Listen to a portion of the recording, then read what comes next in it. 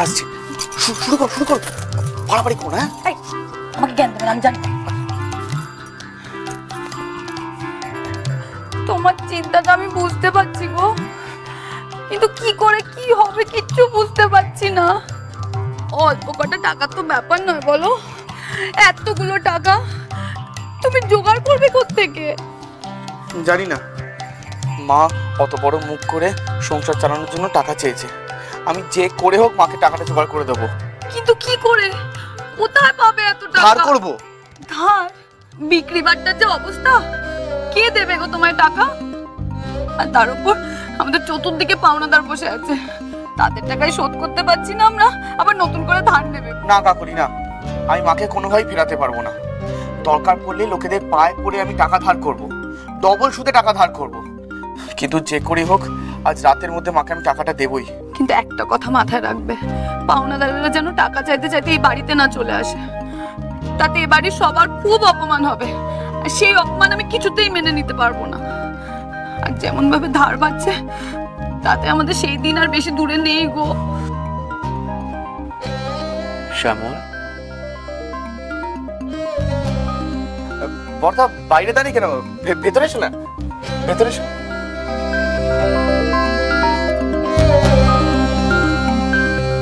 কি হলো, কিছু কিছু বলবে?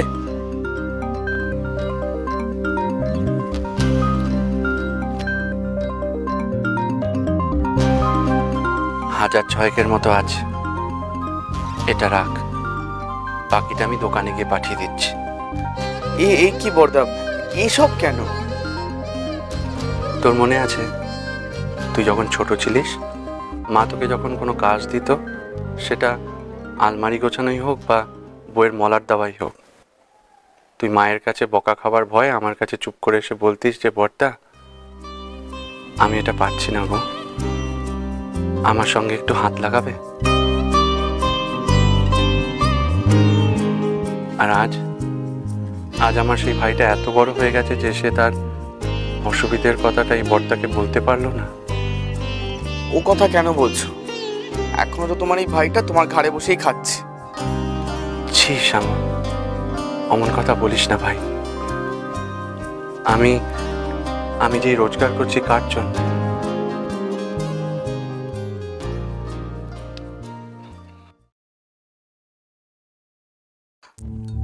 তুমি আর কত করবে বর্দা?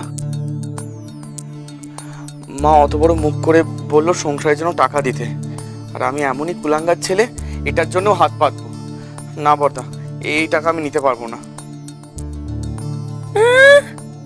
ঢং করছে দেখো, এর ন্যাকামিতে না টাকাটা হাতছাড়া হয়ে যায়। অনেক কথা বলে ফেলেছিস, এবার আমার একটা কথা শোন। মা তোর কাছে টাকা চেয়েছিল, তুই মার হাতে টাকাটা দিবি। কোত্থেকে টাকাটা এলো সেটা বড় কথা নয়, তুই দিচ্ছিস সেটাই বড়। কিন্তু বর্দা, ব্যাস ব্যাস, আর কোনো কথা না। নে,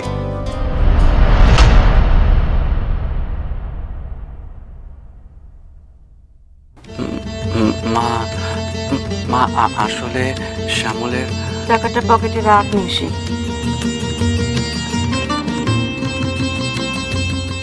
কি হলো, কি বললুম বুঝলি না?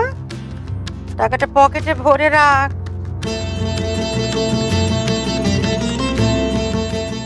আমি ওর মা নিশীথ, শত্রু নই।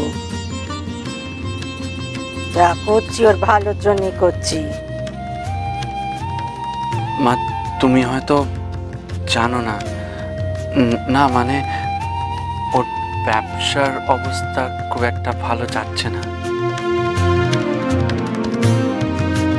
আমি সব জানি, কার ব্যবসা কেমন যাচ্ছে, কার দোকানে এসে কে কত টাকা দিয়ে যাচ্ছে, সব জানি। তুই হয়তো একটা কথা জানিস না নিশীথ, তোর এই ভাই নাটকটা বড় ভালো করে। টাকাটা শ্যামলই জোগাড় করবে।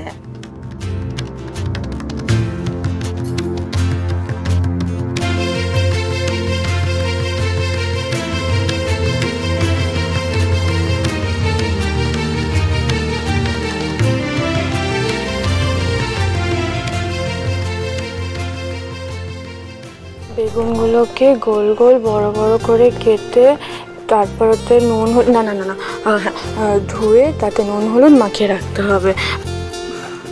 এটা ভাজা, এতে 2 চামচ চিনি, নুন পরিমাণ মতন। তোর এই নুন চিনির পরিমাণের থেকে তো ইকোনমিক্স বেশি সোজা।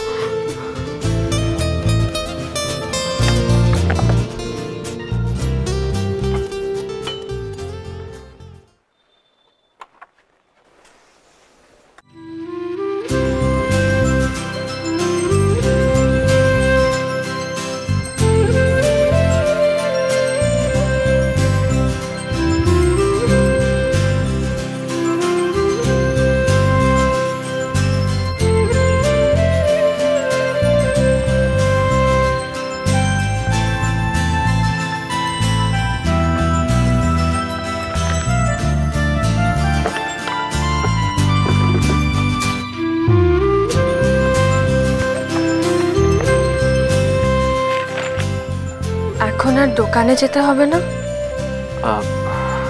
হঠাৎ এই কথা জিজ্ঞেস করলে? না মানে এই সময় বাড়িতে দেখি না তো, তাই।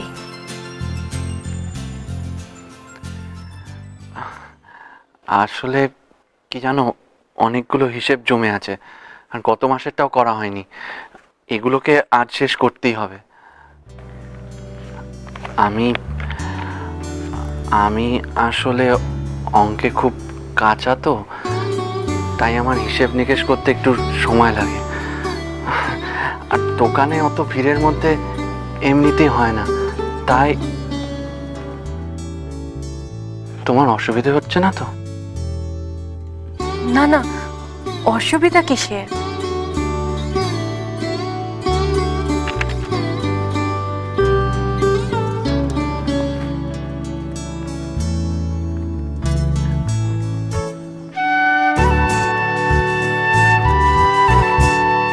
আমি করে দেব। হ্যাঁ, কি হিসেব? তুমি পারবে? না আসলে পুরো মাসের হিসাব তো, অনেক বড় অঙ্ক। চেষ্টা করে দেখি।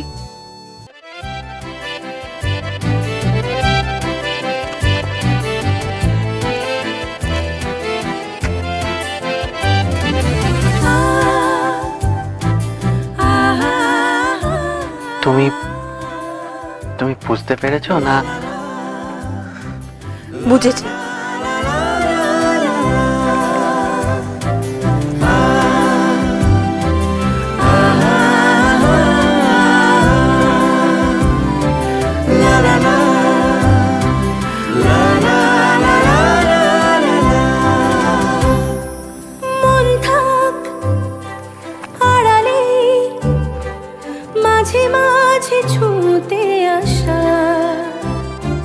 জানি হাত বাড়ালে ধরা দেবে ভালোবাসা। বাবা,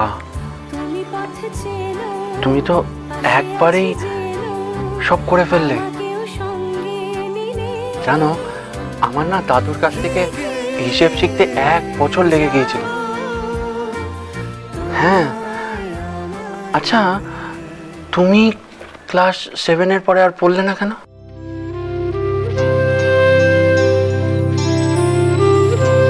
না মানে তুমি পড়লে ডাক্তার, উকিল, জজ এর মধ্যে নিশ্চয়ই কিছু একটা হতে।